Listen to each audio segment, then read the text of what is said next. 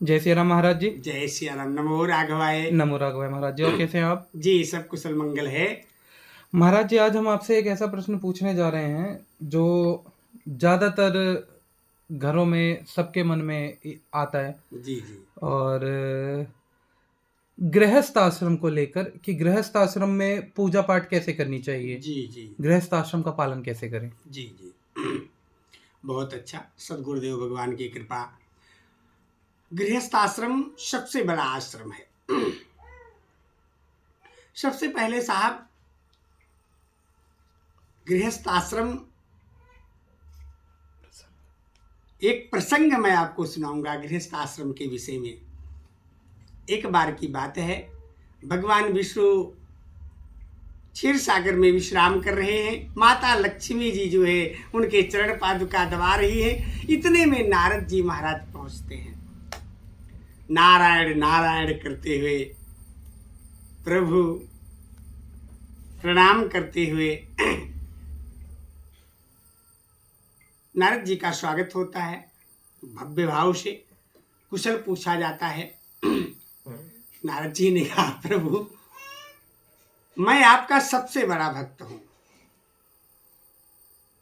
भगवान बोले, आप सबसे बड़े भक्त हैं?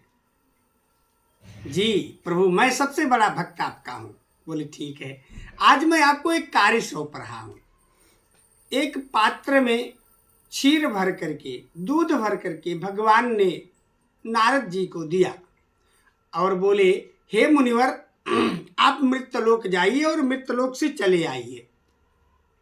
नारद जी बोले, तो बहुत आसान काम है प्रभु। बोले, पर ध्यान ये देना है कि एक बूंद कहीं छलकने ना पावे जो है। नारद जी भगवान, प्रभु की आज्ञा का पालन होगा। कहते हुए नारद जी आए। अब उसी क्षीर को, पात्र को देखते हुए कि कहीं एक बूंद गिर न जाए, वो मृत्यलोक आए और मृत्यलोक से फिर क्षीर सागर पहुंच गए। जब वहां पहुंचे, भगवान ने पूछा, मुनिवर आगे? जी प्रभु, एक बूंद कहीं छलका नहीं है। बोले, मुनिवर इतने समय में आपने कितना बार हमारे नाम का स्मरण किया? बोले, प्रभु वो तो आपने तो ये काम सौंपा था। बोले, मुनिवर सबसे बड़ा कार्य जो है, मैं 84 लाख योनियों का भार जो है गृहस्थ आश्रम के ऊपर होता है। 84 लाख योनि का भार जो होता है वो मनुष्य के ऊपर होता है, गृहस्थ के ऊपर होता है साहब। नारद जी भगवान को बताया गया जो है कि एक गृहस्थ के ऊपर इतना भार होता है। सारे कार्यों को निपटाने के बाद वो आएंगे शाम को, मैं एक ही क्षण मेरे पास पहुंच करके चाहे राम शब्द ही का करके जाएंगे और फिर वो अपने कार्य में जाकर के जुट जाते हैं जो है। तो सबसे बड़ा भक्त जो होता है वो गृहस्थ आश्रम का होता है साहब, सबसे बड़ा। और गृहस्थ आश्रम में पशु से लेकर के, पंछी से लेकर के जो है, मनुष्य से लेकर के हर प्रकार के जीवों का जो है भार रहता है कि इनकी सेवा करनी है।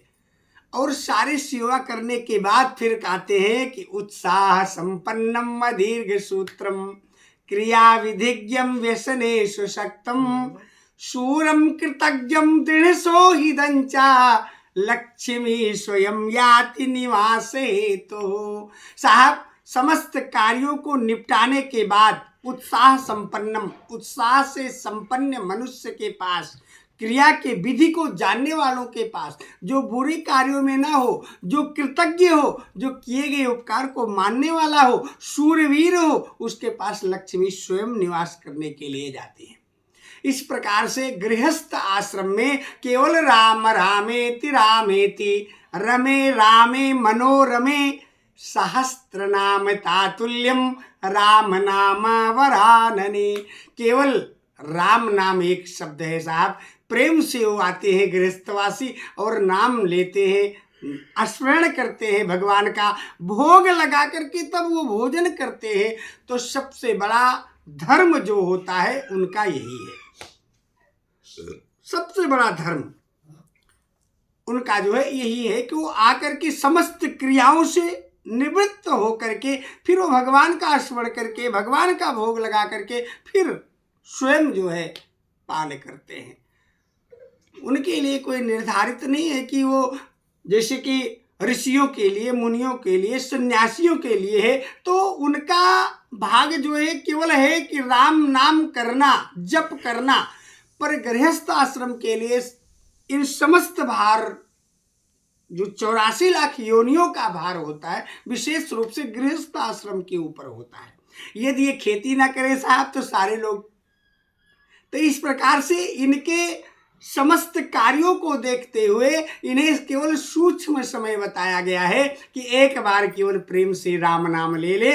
वो स्नान किए हैं या नहीं किए कोई बात नहीं है, लेकिन निर्मल मन जन सो मोहि पावा, मोहि कपट छल छिद्र न भावा।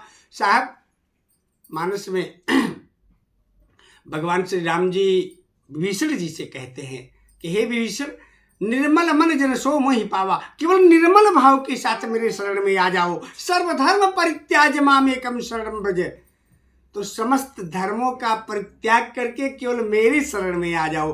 तो जो गृहस्थ आश्रम होता है साहब, वो भगवान की शरण में जाने का एक विशेष भाग होता है। वो कुछ ना करे, वो अपने कर्म के अनुसार जो है उस परम तत्व की प्राप्ति कर सकते हैं। जो है ये गृहस्थ आश्रम का परम धर्म है, और उस धर्म का निर्वाह जो है विशेष भाव से सह साकम सरम सार्धम तीनों भाव में वो जो है करते हैं, इसलिए परिपूर्ण रूप से है। गृहस्थ आश्रम सबसे उच्च आश्रम है साहब, सबसे उच्च स्थान भी गृहस्थ आश्रम का होता है।